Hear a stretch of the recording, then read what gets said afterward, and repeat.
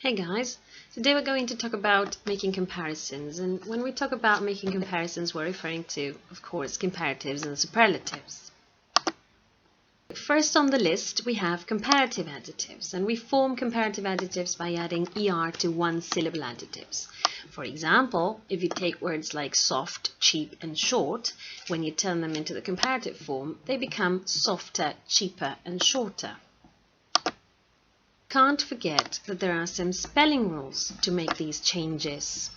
For example, if you take one-syllable adjective like thin, which ends in a single vowel letter followed by a single consonant letter, then the consonant letter is doubled, like thin, thinner, big, bigger.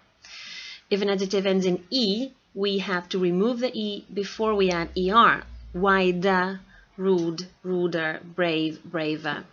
If the adjective ends in a consonant followed by y, like dry, we need to remove this y before replacing it by I and then adding er. So like dry, drier, coy, coyer. We have two-syllable adjectives.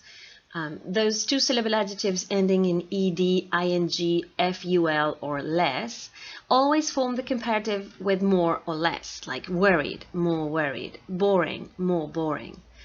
But there are two-syllable adjectives ending in y, and in this case we use ier instead of more, like pretty, prettier, happy, happier. And some other two-syllable adjectives, we can either precede them with more, or we can add er to the adjective, like clever, cleverer or more clever, polite, politer or more polite. And then we have three-syllable adjectives. Now these adjectives take more or less, like more expensive, more dangerous, less difficult. And in this case the only exceptions are some three-syllable words which have been formed using the prefix un, and in this case we can use, unhappy becomes more unhappy or unhappier. And then come the superlative adjectives, which are formed by adding est to adjectives which are short and using the most or the least before longer adjectives. Like, for example, she's the youngest sister, young is a short one, and also the most intelligent, we have to add most before longer adjectives. Now, we use the superlative to compare something with the whole group to which it belongs, like I think that use of English is the most difficult part of the exam, or to compare an experience or event with all the others in a period of time, like it's the most expensive pair of shoes I've ever bought.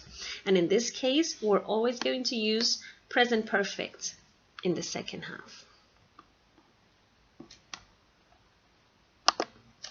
For making comparisons, we can also use comparative adverbs, and we use them to contrast how actions are performed. If we want to make adverbs comparatives, we use more or less, like she has been working more confidently this year. But we don't use er or est. Now, of course, we need to remember that there are exceptions, like the adverb well, which turns into the comparative adjective better. Comparative adverb, I'm making mistakes now. Or the adverb badly, or which turns into the comparative adverb worse. So you need to bear those exceptions in mind.